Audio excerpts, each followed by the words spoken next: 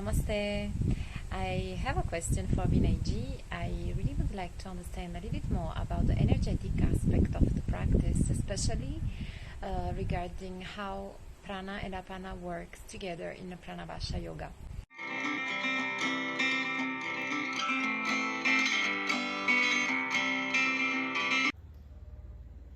To understand the energetic concepts of practice, we have to first of all know about the manifestation from the Atman, from the soul towards the final layer, the body. So here, just like an onion, how an onion is made up of so many different layers, likewise the existence of life is in the formation of different layers. So they call it as Annamaya Kosha, as the first seen layer, which is the gross body, which is made up of the food which we consume, which grows and develops according to the nutrition which is provided to it. And then comes Pranamaya Kosha, which is filled with the support of the Pranavayu and the life force which is gained from the Pranavayu. And then we have Manomaya Kosha.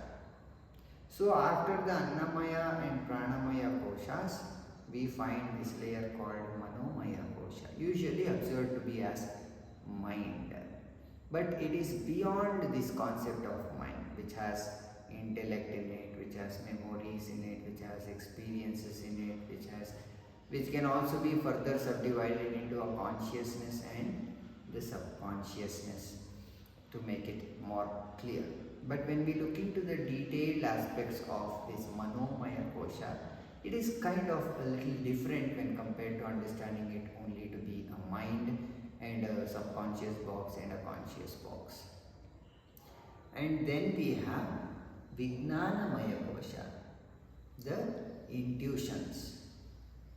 And then we have Anandamaya Kosha, the bliss.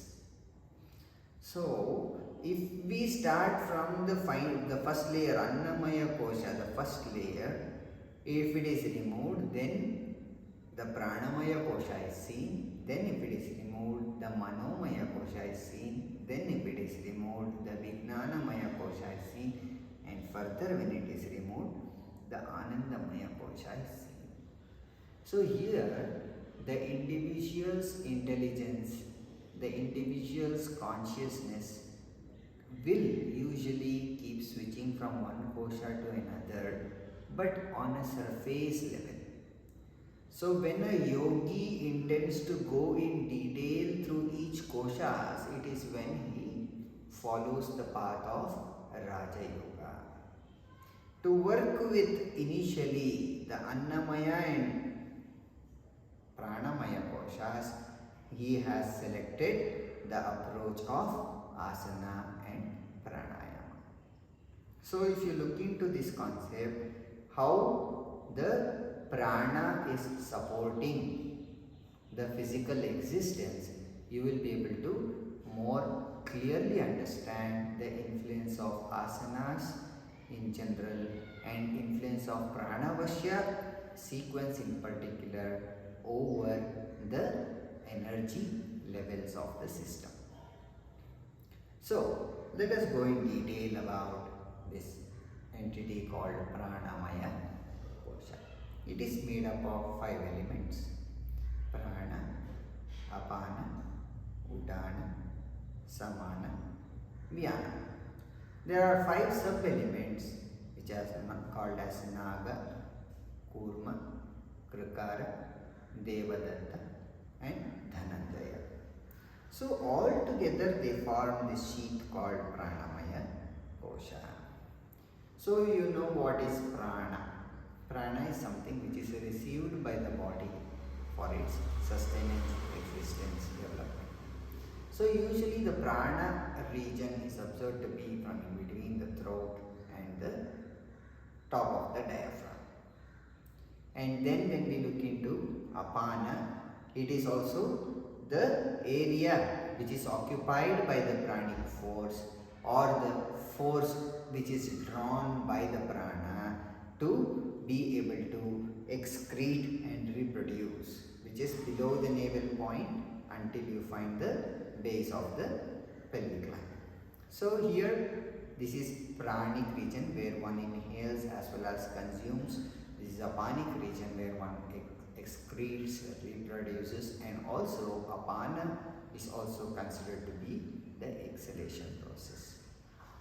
Then we have samana, which is the digestive process, which everything is controlled by the same prana. It comes under the same topic of Pranamaya Kosha, which is filled with prana. This further prana is subdivided and understood in these terms: digestion and absorption of food, samana; udana, support given to the various sense organs, eyes, ears, tongue, yes, nose, skin, limbs, the action, the movement of the limbs, hands and legs, yes.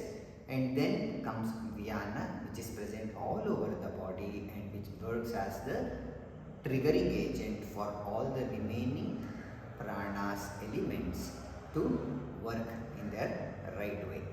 So these are the 5 elements which come directly under the Pranamaya Kosha. The 5 sub-elements which continue to remain in the same place, under the same main element is Naga, the force with which you get hiccups, you burp and things.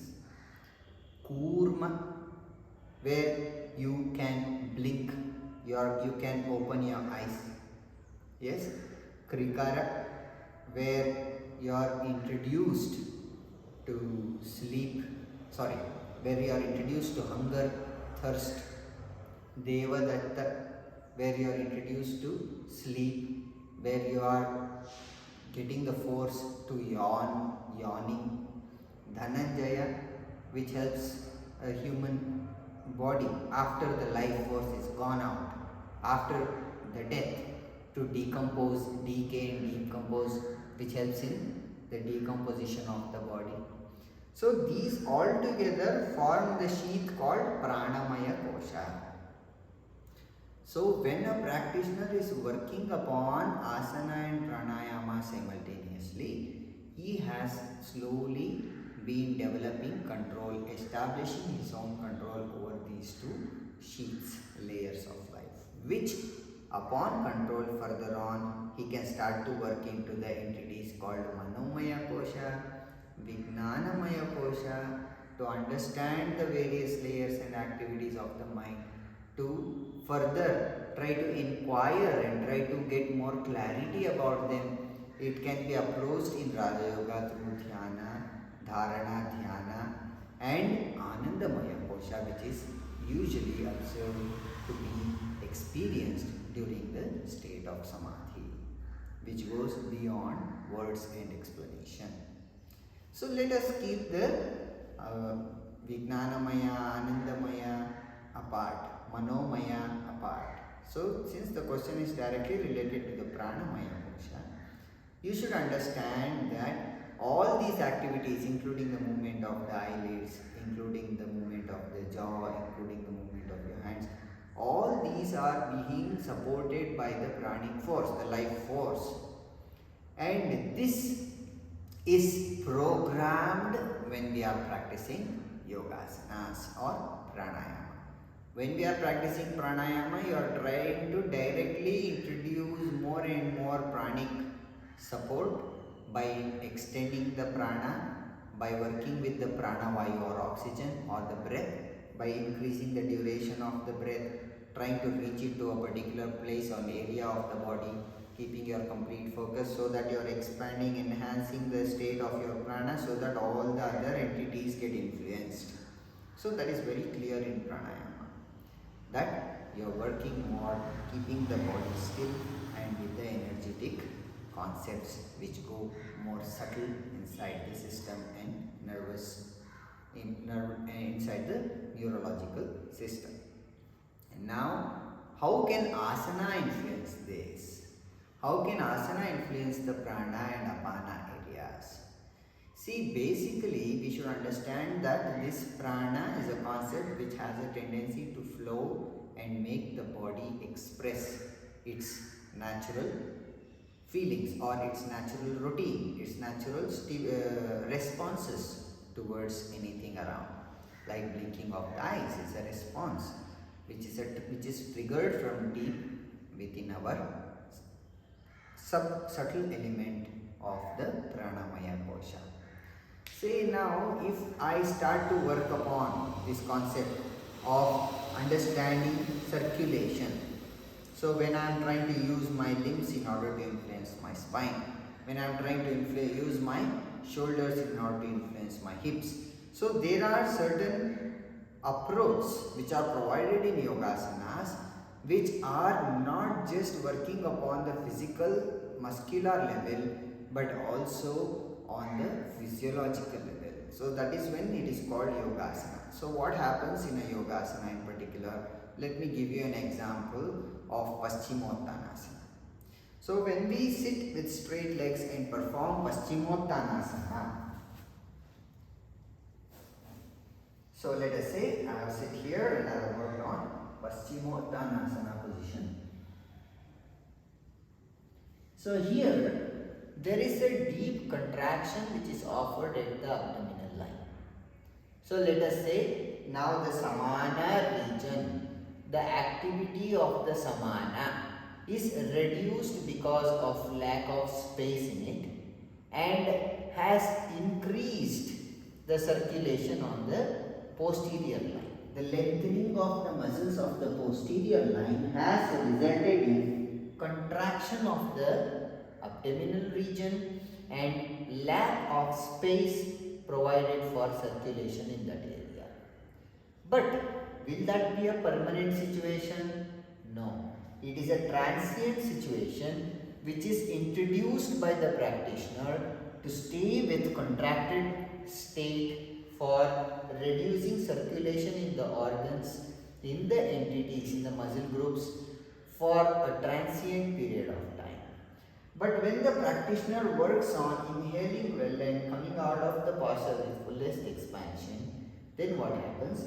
The circulation by force moves into the area which was lacking its support just while being in the posture. So when we practice yogasanas, it is not just during the performance of the posture we are benefited. Probably when we are doing the posture we were benefited by lengthening of the posterior line of the body. But immediately after the performance of the posture, when the energy rushes in towards the area, let it be, if you consider in terms of circulation, the circulation enhances into the area. If you consider it in terms of oxygen saturation, the prana vayu, the oxygen which is held in the liquefied form will rush into those organs. If you consider it in terms of energy, the samana region will become more active because it was held back for a while. This one step back is equal to 3 steps forward should be noted in these situations. When you reduce the support of that particular force in a particular entity for a period of time, it is nothing but the moment you release it, it will flow with more force, more capacity and more clarity, thereby releasing any blocks which could be happening in them, either in terms of energy, circulation or saturation of pranavayu. So this is just an example given in terms of the influence of yogasanas over the pranic levels. So likewise you can understand and observe, probably you have got an idea already. So when we do positions such as Sarvangasana, you are not just working on the muscular system but you are also working on the Vyana, the entity called Vyana, which has an influence over all the body, over all the parts of the body simultaneously. When you are working on the twisting postures like Marichasanas, you are trying to work upon releasing the tension of the Apana region and making its path more clear. That is when some practitioners feel like they want to burp, some air is coming out of the body when they are performing Marichasana sequences. Likewise, you follow a particular drishti, you reduce the tendency to blink, you're stopping the influence of that particular pranic entity for a while so that it comes back with greater force, greater influence and greater benefits into the system. This is in common with all the yogasana practices. Whoever practices yogasana will be influencing all these 5 different elements or 10 different elements of the pranamaya kosha. But what does Pranavashya do in particular? We try to introduce various rhythms of breath which try to show various emotional responses, various situations, various types of hardships and various types of freedom. So the practitioner will undergo not just a physical activity during the Pranavashya practice, but he also tries to understand the influence of his breath. So the practitioner will basically understand that without having a control over my breath, I cannot control my practice.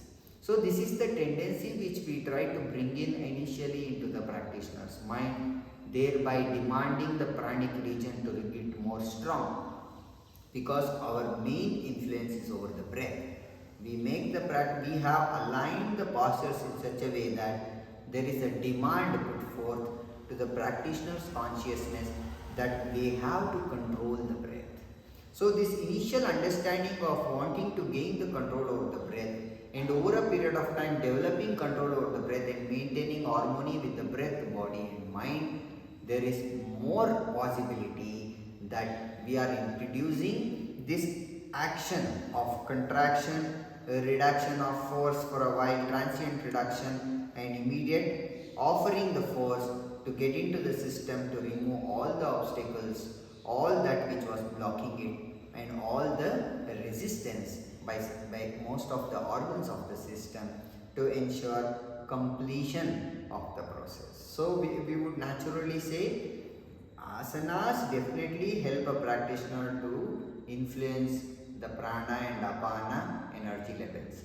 But with Pranavashya, since our main emphasis is laid upon the pranic variations and working upon the prana region to offer it with a good breath and control, with exercising a good breath control, it will naturally start to influence all the other entities.